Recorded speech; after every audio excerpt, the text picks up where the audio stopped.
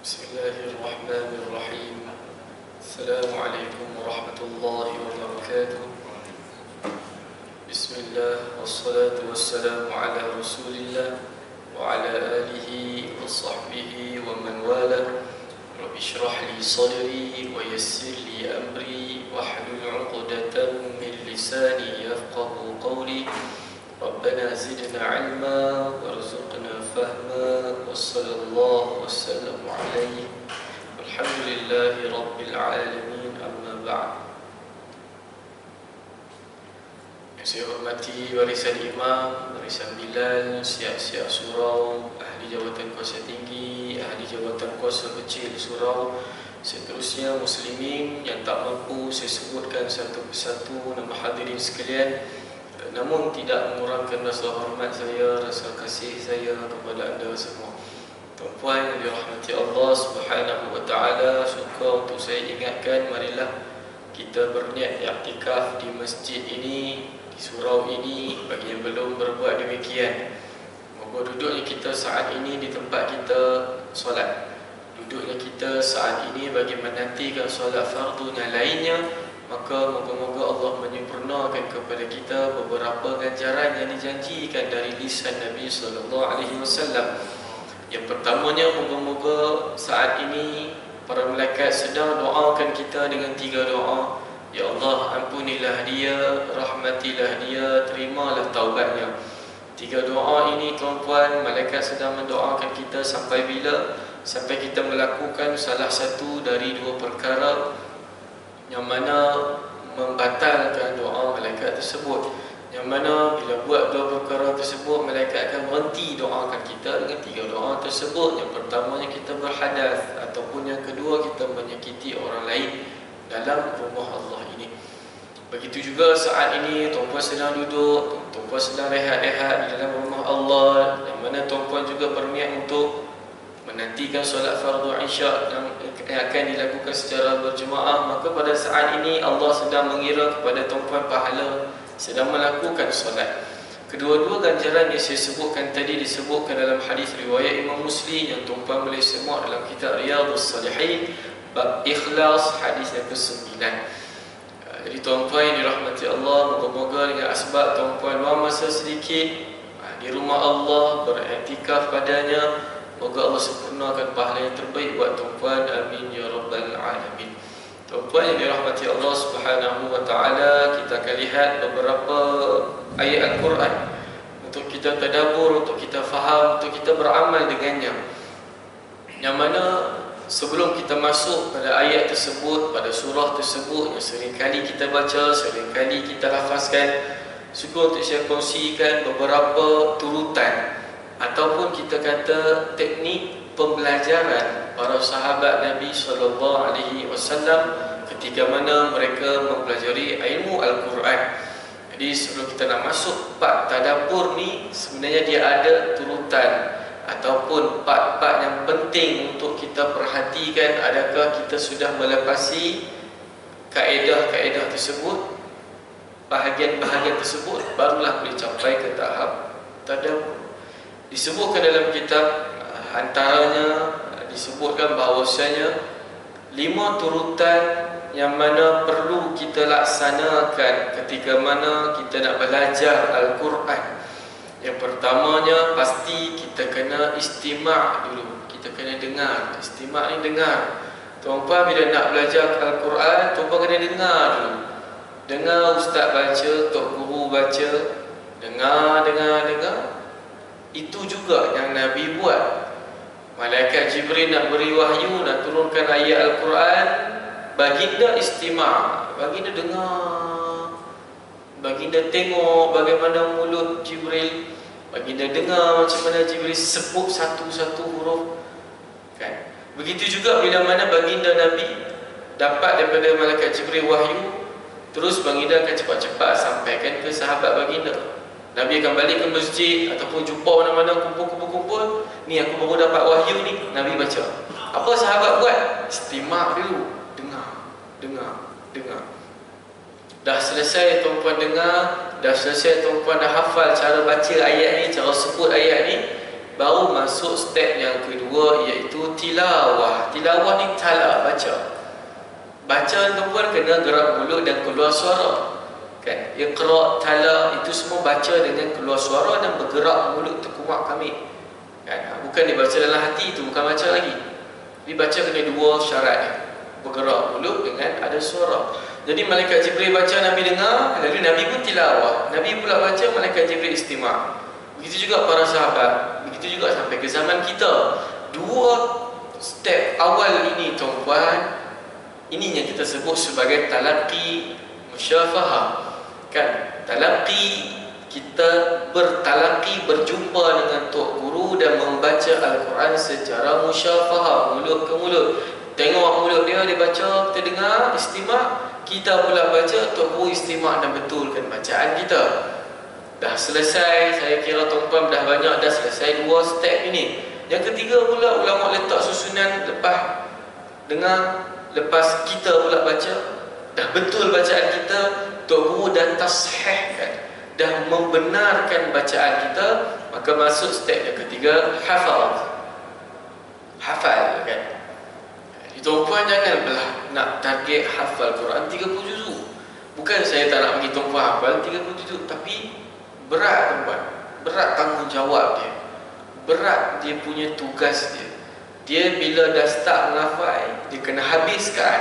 Habiskan tu bukan maksudnya habiskan 30 juzuk tuan-puan, tapi habiskan, hadamkan, lumatkan betul-betul ayat yang tuan-puan pilih nak hafal tu. Kan? Kalau kita nak beramal dengan teknik yang ketiga ni tuan-puan, apa yang kita boleh buat, apa yang tuan-puan dah terngiang-ngiang sejak kecil sampai sekarang, beberapa surah-surah lazim, beberapa ayat-ayat familiar, tuan-puan pegang yang tu. Ayat-ayat, surah-surah yang tuan-puan mungkin dulunya terhafal, kan, secara tak sengaja mengikut-ikut dengar-dengar, terhafal qul huwallah, terhafal lam yakunil ladina kafaru, ter. Bila tuan-puan dah terhafal, ambil balik yang terhafal, mulakan step 2 di atas balik. Sebab tuan-puan kena ingat, bila kita terhafal sesuatu ayat, kebarangkalian besar apa yang kita nak baca tu banyak rosak dia, banyak salah dia. Jadi tuan-puan nak amal pembelajaran yang ketiga dengan hafal, ambil dulu ayat Quran surah yang tuan-puan dah biasa. Yasin mungkin, Al-Mulk mungkin. Tuan-puan mungkin baca Al-Mulk malam-malam ramai-ramai, tak ada siapa yang tegur bacaan tuan-puan. Jadi kalau tuan-puan bertekad nak hafal ayat surah tersebut, cari imam, cari orang yang mahir, dengarkan kepada dia, biar dia dengar bacaan kita dan kita hafal. Okay. Ataupun paling kurang tuan-puan, hafal ayat-ayat doa. Dah banyak dah tuan-puan dah hafal doa, kan? Yang mana tuan-puan kadang-kadang tak pasal lafaz doa itu adalah dari ayat Al-Quran. Kita sangat menyokong, sangat menggalakkan tuan-puan dan saya, bila kita nak berdoa, usahalah ambil daripada ayat Al-Quran. Sebab apa tuan-puan? Di samping kita dapat pahala doa, kita dapat pahala huruf Al-Quran yang kita baca tersebut. Rabbana zalamna anfusana dalam surah Al-A'raf, kan? Rabbana la tuzigh qulubana ada dalam surah Ali Imran. Rabbana atina fid dunya hasanah dalam suratul Baqarah. Rabbana hab lana min azwajina wa dhurriyyatina dalam surah Al-Furqan. Dan apa lagi? Banyak lagi. Banyak lagi. Rabbana doa kita dah bincang dulu tuan-puan, saya pernah sebut dalam kuliah ganti saya. Kalimah Rabbi Rabbana tuan-puan kena alert, tak semuanya doa. Tapi banyaknya doa, tapi tak semuanya doa. Jadi tuan-puan dah hafal banyak doa dalam Al-Quran tuan-puan, perbetulkan balik, kan? Pelajari balik supaya kita bila beramal dengannya, kita baca dengan yang terbaik, baca dengan tak tukar huruf. Rabbana la tuzigh, itu ghain tuan-puan, kena kita tuzigh bubuh ain, tuzigh bubuh qaf.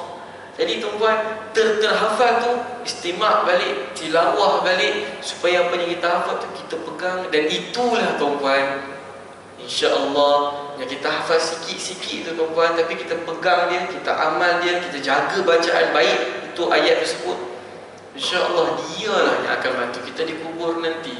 Dialah yang akan bagi syafaat di kubur nanti, di akhirat nanti. 30 juzuk tuan-puan tak menjamin diberi syafaat, tidak menjamin Quran akan bagi syafaat. Malah kemungkinan besar buat Quran bagi laknat, itu banyaknya. Kalau tak, sebab apa Allah sebut dalam surah Fatir 9, 30, 31, ayat 32.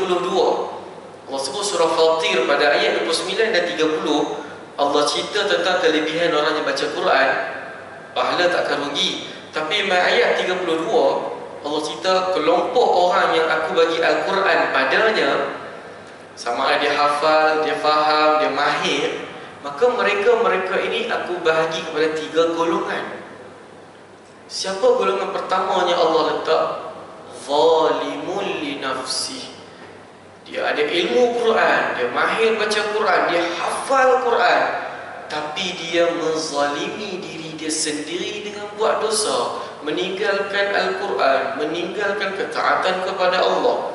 Golongan yang kedua, wa minhum muqtasid. Golongan yang kedua ini pertengahan. Dia jenis relax, bukan relax jenis tawaduk kan, jenis zuhud, tak buat. Jenis kalau ada amalan orang nak ajak dia buat, ambil dulu. Dia macam berlengah-lengah, dia macam jenis tak mau bersegera. Tapi yang ketiga Allah sebut wa minhum sabiqum bil khairati bi idni. Dan golongan yang ketiganya Allah apa? Warathnal thumma awrathnal Quran. Orang yang Allah mewariskan Quran padanya. Ada 3 golongan. Yang pertama zalim dengan diri dia dengan buat dosa. Yang kedua ni biasa-biasa je, tengah-tengah je. Yang ketiga ni sentiasa bersegera dan bersemangat buat kebaikan. Jadi tuan-tuan, kalau orang tu hafal 30 juzuk, tapi dia ni orang tolak di imam pun dia tak apa, dia boleh tolak orang lain yang bacaan lagi lemah pada dia. Maknanya dia zalimun li nafsi. Bila nak buat kebaikan dia lewat-lewat, dia tangguh-tangguh, maknanya dia muqtasid. Kalau tuan-tuan lihat sirah, lihat tarikh, sejarah, siapakah saf pertama dalam medan perang? Kan? Siapakah yang duduk saf paling hadapan di medan perang? Orang yang paling banyak hafal Quran, paling banyak hafal ayat Quran. Depa ni bersungguh-sungguh untuk fastabiqul khairat. Bila depa nak pergi berperang, depa duduk depan sekali. Asbab itu Allah jadikan apa tuan-tuan? Pada zaman Abu Bakar, zaman Sayyidina Umar, tu yang kena kumpul Quran balik tu. Sebab hufaz Al-Quran, pemelihara, penghafaz Al-Quran, mereka ni bila perang duduk saf hadapan, mesti mereka ni banyak yang syahid. Mesti mereka ni banyak yang kena syahid dulu, sebab mereka yang pergi dulu. Jadi mereka syahid, mereka syahid. Jadi banyak. Abu Bakar, Umar dah main tak risau, berhafal Quran ramai dah syahid ni. Macam mana ni Quran ni kita, macam mana nak sebar dekat orang ni? Dah lah tak semuanya hafal 30 juzuk zaman Nabi dulu. Kan ada yang hafal pun tenggelam timbul, maknanya ingat-ingat lupa. Dia cuba dia ingat, tapi mungkin ingatan dia lemah, dia ingat-ingat lupa. Itu bincang bincang itu yang kumpul lajnah AJK pengumpulan Quran, yang ada Zaid bin Sabit, Abdullah bin Mas'ud dan lain-lain. Sebab apa? Nak kena buku juga Quran. Menghafal Quran ramai yang syahid mati di medan perang. Sebab apa? Bersemangatnya mereka. Walaupun mereka tak 30 juzuk tuan-tuan, apa yang ada, itu yang dia pegang, itu yang dia amalkan. Jadi itu statement yang ketiga, hafaz. Dan yang keempat yang kita nak lihat beberapa ayat Al-Quran pada malam ini untuk kita tadabbur tuan-tuan. Ada banyak ayat Quran, doa-doa yang tuan-tuan dah hafal. Pernah juga tuan-tuan tengok kat rumah mewah-mewah ke, kereta mewah-mewah ke, kadang-kadang dia gantung, dia tempel dekat rumah dia satu ayat, tiga kalimah ayat Al-Quran. Apa dia? Hadza min fadli rabbi. Hadza min fadli rabbi. Kadang rumah dia besar, kereta dia mewah, dia tempel ayat tersebut.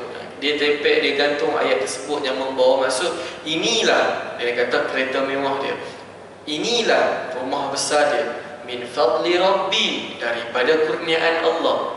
Bagus ayat tu, sangat bagus. Siapa yang sebut perkataan tersebut, yang perkataan siapa yang sebut, kalau tak tahu rugi lah. Dia gantung-gantung tapi dia ikut orang, sangat rugi tu kan. Yang kata tersebut Nabi Sulaiman alaihi salam dalam surah An-Naml, surah tentang semut. Tapi tuan-tuan, kalau gantung saja tapi tak ambil tahu apa ayat selepas dia yang Nabi Sulaiman ungkapkan, yang Nabi Sulaiman nak beritahu dekat kita, yang Allah nak beritahu dekat kita, bukan hadza min fadli rabbi ni, tapi selepas. Adakah kurniaan Allah ini disambung dengan apa? Kita nak mensyukuri ke? Kita nak mengkufuri nikmat Allah? Hang gantung ayat tu, tapi kereta tu bawa pergi tempat maksiat, bawa pergi tempat berjudi. Di manakah kita punya kefahaman pada ayat tersebut? Mana itu tidak ada tadabbur, dia tidak menghayati ayat tersebut. Rumah dia ada gantung ayat tersebut, tapi tak pernah dihidupkan dengan dia sendiri. Tak pernah baca Quran dalam rumah dia, dia sendiri tak pernah solat dalam rumah dia. Kita kena tahu, disebut dalam hadis Imam Muslim, Nabi suruh kita solat secara berjemaah di masjid, di surau, bagi lelaki khususnya. Tapi sebelum Nabi nak kata solat berjemaah itu, iaitu solat fardu itu kena berjemaah di masjid dan surau, sebelum lafaz itu Nabi dah sebut apa? Solatlah di rumah kamu. Tetapi Nabi kata ghairul maktubah, yang bukan yang difardukan. Maknanya Nabi nak ajar rumah, walaupun kat masjid surau hang solat wajib berjemaah, kat rumah hang kena solat juga apa dia? Solat sunat. Kan? Nabi sebelum nak solat subuh berjemaah, Nabi buat apa? Qabliyah dekat rumah. Sebab rumah Nabi dekat Azan, kita boleh ejah masuk tu buat. Kita tahu azan mungkin berapa. Kita tahu surau kita ni mungkin 10 minit, 15 minit baru kita solat fardu subuh secara berjemaah. Rumah kita kadang dalami saja tuan. Ambil fadilat solat sunat di rumah juga, dengan cara kita ikut Nabi.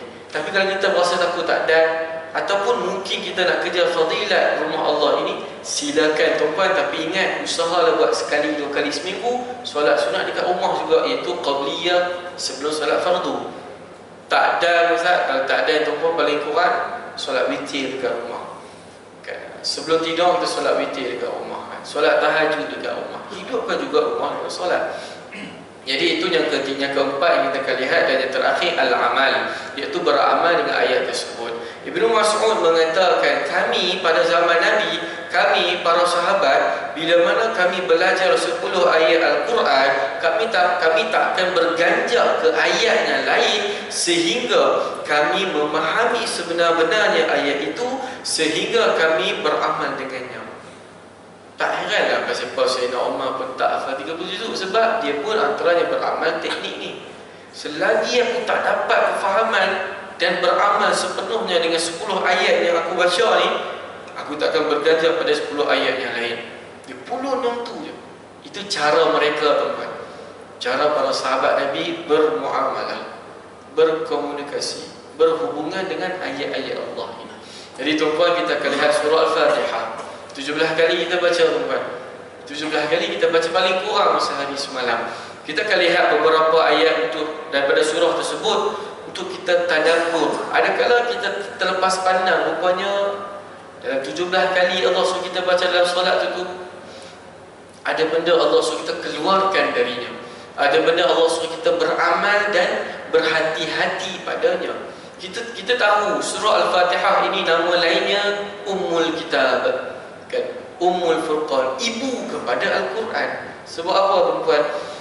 Dan sebab apa dia dinamakan Al-Fatihah sebagai pembuka? Kerana pada surah Al-Fatihah ini sudah mengandungi apa yang Allah nak cerita pada muka surat tebal-tebal yang belakang ni.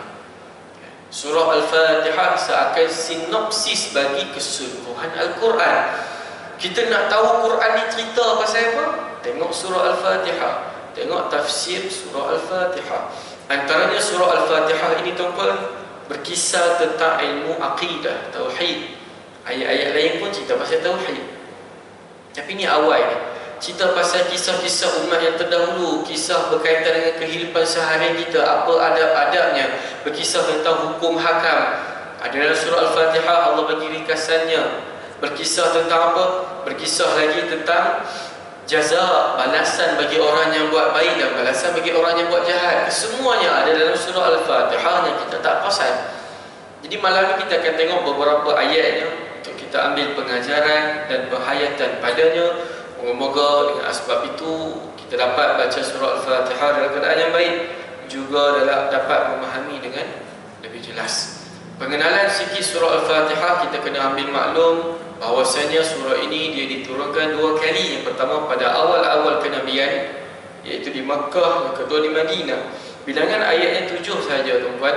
Bermula Bismillahirrahmanirrahim sampai waladdallin, kan? Tapi Tuan-tuan kena ingat, bismillah ini pada surah Al-Fatihah sahaja dikira ayat pertama. Surah lain tak ada. Surah lain tak ada. Bilangan kalimahnya, patah perkataannya 25 patah perkataan. Tapi kalau termasuk dengan Bismillahirrahmanirrahim, jumlah patah perkataannya 29. Manakala bilangan hurufnya sebanyak 123, ada riwayat ulama mengatakan 140 lebih kurang. Jadi ada 100 lebih huruf dalam surah Al-Fatihah. Tuan-tuan, darab dengan 10 itu nilai pahala kita punya Allah bagi. Kan Nabi kata satu huruf dapat 10 pahala. So kita kira sebab apa ulama bila masuk dia, kalau kita buka kitab tadabbur, kitab tafsir, kan antaranya juga kitab Manarul Huda berkaitan dengan waqaf ibtidah dia pun. Kitab tu ulama buat untuk cerita ayat ni boleh waqaf, ayat ni tak boleh waqaf, ayat ni kena sambung kan. Tapi permulaan sebelum dia nak masuk bab dia tu dia akan cerita bab ni. Muqaddimah surah yang dia akan letak confirm jumlah huruf ada berapa. Sebab apa ulama ketengahkan bilangan huruf dalam setiap surah ni tuan-tuan, nak ingatkan kita hang kena kira balasan pahalanya hang bakal dapat bila hang baca surah ini keseluruhannya. Al-Baqarah ada 25,500 huruf. Tuan-tuan, darab dengan 10 itu nilai pahala dia. Okay. Sebab apa 10? Nabi kata dalam hadis yang diriwayatkan oleh Imam Tirmizi, siapa baca satu huruf Quran dapat 10 pahala. Al-Ikhlas ada 47 huruf, darab dengan 10, kurang 30 saat tuan baca surah Al-Ikhlas, 470 pahala. Kiraan kita tuan, kiraan di sisi Allah pasti berbeza. Allah sebut dalam Al-Quran surah Ibrahim kan, bahawasanya Allah mengatakan masa dekat akhirat pun tak sama dengan dunia. InsyaAllah pastinya ganjaran di sisi Allah lebih besar daripada apa yang kita duk muhasabah kan. Muhasabah ni apa teman? Audit. Kita kira mesti berbeza. Tahap keikhlasan kita yang membezakan nilai pahala tersebut. Jadi itu sikit pengenalan surah Al-Fatihah. Yang pertama, pengajaran penghayatan yang kita ambil dalam surah Al-Fatihah ini apa dia tuan-tuan? Itu terangkum padanya adab-adab berdoa kepada Allah Subhanahu Wa Taala. Telah saya selitkan pada perbincangan kuliah ganti yang lalu. Waktu saya bincang satu topik berkaitan dengan fiqh doa, saya bawakan beberapa ayat Al-Quran untuk kita belajar dari ayat itu adab berdoa kepada Allah, antaranya surah Al-Fatihah. Yang pertama dengan puji Allah, sebut kelemahan diri kita kepada Allah, ikhlas dan tawakal dalam setiap doa kita, memohon doa-doa yang baik, dianjurkan berdoa untuk ramai-ramai. Nak minta Allah ampunkan kita, minta juga Allah ampunkan ahli keluarga kita, jiran-jiran kita, muslimin dan muslimat. Itu yang kata iyyaka na'bud, kepada engkau sahajalah kami beribadat. Nabi sebut dalam hadis yang Imam Ahmad meriwayatkan, ad-du'a wal ibadah. Doa itu ibadat. Jadi bila doa itu ibadat, masukkan dekat ayat iyyaka na'bud, kepada engkau kami beribadat. Maksudnya na'bud, kami beribadat, dituntut untuk kita bila berdoa kepada Allah tuan-tuan, ingat orang belakang kita, anak isteri kita, cucu-cucu kita, jiran-jiran kita, kawan-kawan baik kita, kawan-kawan surau kita. Kita minta diri kita sihat, kita doa biar mereka pun sihat agar dapat bersama-sama berjemaah masjid surau. Jadi itu yang kita boleh ambil pelajaran. Yang pertama, adab berdoa yang Allah sebutkan dalam surah Al-Fatihah. Yang kedua, dianjurkan ibadat itu secara berjemaah tuan-tuan, khususnya solat 5 waktu. Sama macam tadi lah, iyyaka na'bud, kepada engkau sahajalah kami beribadat ya Allah. Sebab apa kena berjemaah? Kena kumpul geng untuk beribadat tuan-tuan. Semangat nak istiqamah tu tuan-tuan, kena ada bi'ah, environment yang baik-baik. Sebab tu kita nak rajin baca Quran tuan-tuan, panggil 2-3 orang kawan-kawan bersama kita. Mungkin dengan asbab dia semangat, mungkin dengan asbab kesungguhan dia, Allah tempiaskan keberkatan itu kepada kita dan kita bersemangat nak baca Quran. Kadang-kadang seorang mandong, lemah. Tapi tuan-tuan kena ingat, tak semua ibadat solat dituntut berjemaah. Tetapi ini terangkum pada ibadat yang lainnya. Dengan cara apa? Bila kita nak buat baik, kita remind dekat orang untuk buat baik juga. Ataupun kita ajak dia bersama-sama buat baik dengan kita. Ini yang dituntut dalam iyyaka na'bud. Yang seterusnya, wa iyyaka nasta'in, iyyaka na'bud, kepada engkau sahajalah ya Allah kami beribadat, wa iyyaka nasta'in, kepada engkau sahajalah ya Allah kami meminta pertolongan. Seakan Allah nak bagi tahu kita tuan-tuan, setiap ibadat yang kita usaha nak ikhlas kerana Allah, iyyaka na'bud, kita kena ingat kesemuanya ini kita perlu minta pertolongan daripada Allah. Wa iyyaka nasta'in, khususnya ibadat solat, ibadat-ibadat wajib yang lainnya tuan-puan. Habis kita na'bud, jangan lupa setelah itu minta Allah nasta'in. Tolong kita apa tuan-puan? Tolong kita istiqamah, tolong kita bagi semangat, tolong kita bagi kesihatan. Sebab tu lafaz azan la hayya 'alas salah, kita tak jawab hayya 'alas salah juga. Kita jawab la haula wala quwwata illa billah. Sebab hasil pertolongan Allah lah tuan-puan, keizinan daripadanya lah tuan-puan, kita dapat na'bud, kita dapat beribadah. Semua ibadat macam tu tuan-puan, kita kena minta tolong daripada Allah. Jangan kita sombong. Allah nak ajar supaya kita jangan sombong. Jangan kita fikir ibadat yang aku buat ni hasil usaha aku, kunci jam bangun, hasil usaha aku datang masjid surau kan, semua hasil usaha aku. Tidak. Allah sebut dengan nasta'in, nak beritahu kita hang kena ingat, hang mampu na'bud sebab aku nasta'in. Itu maksudnya aku yang tolong, aku yang izinkan. Semuanya kita kena kembali pada Allah. Selingan tuan-puan, begitu juga bila kita dah habis buat ibadat tuan-puan yang Allah wajibkan, khususnya kita kena juga minta kepada Allah supaya diterima ibadat tersebut. Kita tahu kisah Nabi Ismail dan Nabi Ibrahim alaihi wassalam kan? Kedua mereka ini Allah perintahkan. Bila Allah perintahkan, maknanya mereka wajib buat. Macam kita lah, Allah perintahkan kita solat, jadi kita wajib buat. Jadi Allah perintahkan kedua-dua Nabi ini untuk apa tuan-puan? Renovate Kaabah. Hampa pergi bagi cantik balik Kaabah tu, pergi repair balik Kaabah tu, pergi buat balik Kaabah tu. Mereka dua pun buatlah. Nabi Ibrahim, Nabi Ismail bekerjasama, buatlah, binalah Kaabah tu. Mereka bekerjasama memenuhi perintah Allah, taat pada perintah Allah. Habis mereka buat tu tuan-puan, dalam akhir surah dalam akhir juzuk yang pertama surah Al-Baqarah, apa yang mereka lafazkan ayatnya, wa idh yarfa'u Ibrahimul qawa'ida minal baiti wa Ismail Rabbana taqabbal minna. Terimalah apa yang kami buat ni tuan-puan, terimalah apa yang kami buat ni ya Allah. Tuan-puan, bila Allah suruh mereka buat dan mereka pun buat, patut bila dah habis buat, settle lah ke apa, mereka dah buat apa yang Allah suruh. Tapi adab mereka mengharapkan apa yang mereka buat ni dapat perhatian daripada Allah, diterima sebagai amal soleh. Mereka dengan rendah diri, walaupun benda tu wajib, dengan rendah diri mereka tetap berdoa minta Allah terimalah apa yang kami buat tadi, iaitu renovate Kaabah tadi. Hari itu yang Allah perintahkan. Macam kita tuan-puan, sedekah, salat 5 waktu, zakat. Kita kadang haji dengan umrah ni kita pulung doa minta Allah terima, tapi solat 5 waktu kita leka kan, kita buat relax, kita tak ada apa nak minta.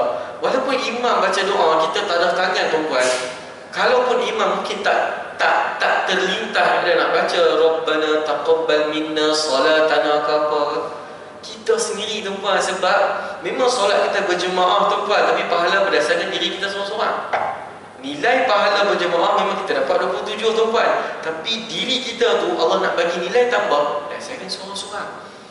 Kekhusyukan kita yang paling tinggi ke, keikhlasan kita ke, adakala imam punya pahala lagi rendah pada kita.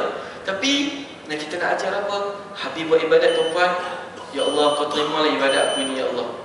Kita kadang korban pun baru kita nak doa minta Allah terima korban kita, tapi ibadat lain tuan-puan ya Allah wajibkan ataupun yang agama sunatkan juga kita dituntut apa? Minta Allah terima. Sebab kita takut apa yang kita buat tu ada penyakit hati.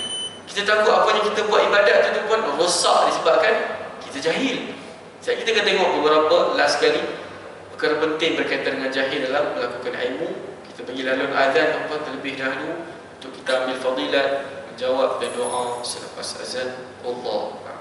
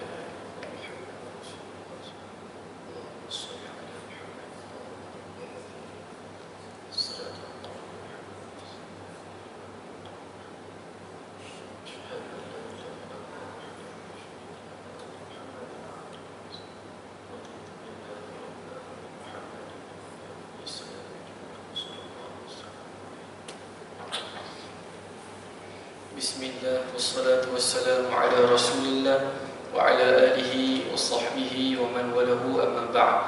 Tuan-tuan yang dirahmati Allah subhanahu wa ta'ala, jadi setiap ibadat yang kita lakukan tuan-tuan kepada Allah, perlulah kita usaha. Setelah itu minta Allah terima amalan ibadat yang kita buat. Usahalah juga setelah itu kita minta Allah beri pertolongan untuk buat ibadat ini pada masa yang akan datang. Minta Allah bagi kita istiqamah dan mudahkan kita buat ibadat ini pada masa yang akan datang. Begitu juga tuan-tuan, daripada ayat ini kita dapat memahami pada ayat yang ketujuh, iaitu siratal ladzina an'amta 'alaihim ghairil maghdubi 'alaihim waladdallin. Dalam tafsir kita minta apa? Ya Allah, bagilah kami jalan yang lurus. Ihdinas siratal mustaqim. Kita detailkan sikit jalan apa kepada Allah tu. Siratal ladzina an'amta alaihim, ya Allah, jalan yang kami nak yang lurus itu ya Allah, iaitu jalan orang-orang yang saleh, orang-orang yang baik-baik, orang-orang yang Kau limpahkan kerahmatan, keampunan dan keberkatan pada mereka. Kita tuan-tuan 17 kali minta itu kepada Allah. Dan kita kata ya Allah, bukan ghairil maghdub, bukan jalan orang-orang yang maghdub. Dalam tafsir mengatakan maghdub itu orang, maksudnya orangnya Allah murka. Siapakah orangnya Allah murka? Iaitu orang Yahudi. Kita minta ya Allah, janganlah bagi aku jalan seperti orang yang Engkau murka, iaitu orang Yahudi. Waladdallin, dan juga ya Allah, aku tak mau jalan dari orang-orang yang Engkau dah cop mereka ni sesat, iaitu orang Kristian, orang Nasrani. Amin, mustajabkanlah ya Allah, kan?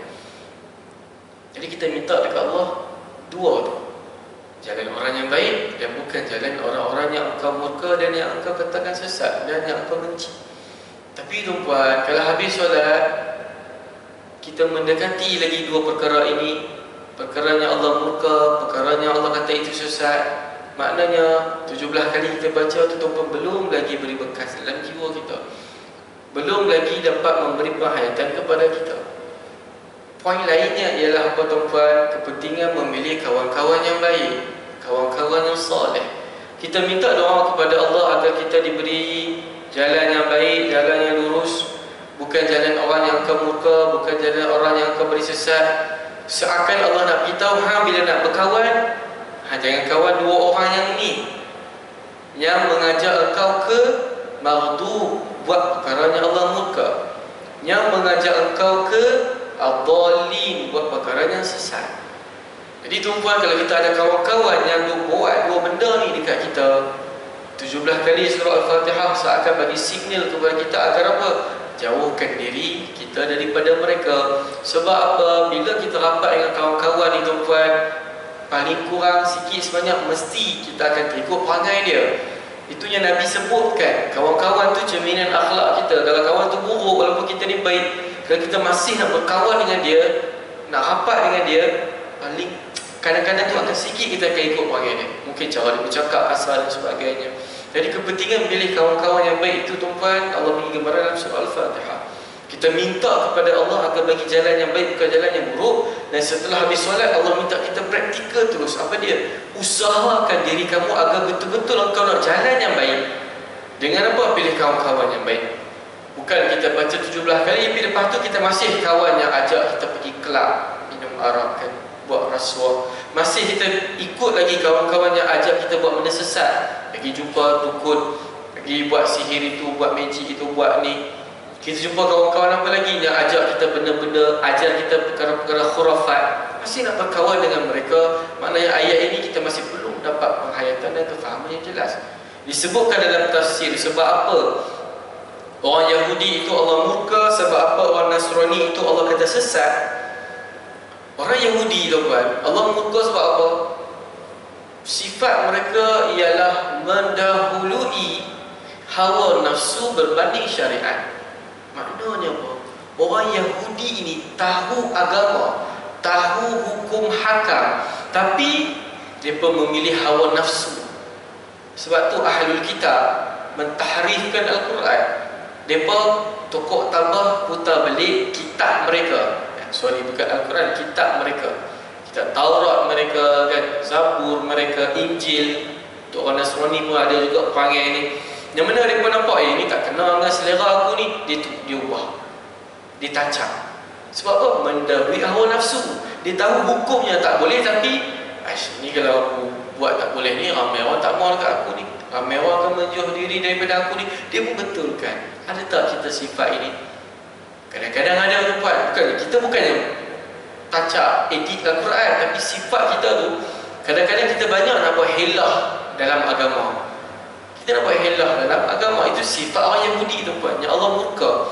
Hang tahu hukum ini haram, jelas haram, tapi masih juga nak buat trik, nak buat helah supaya mengharuskan perbuatan ini.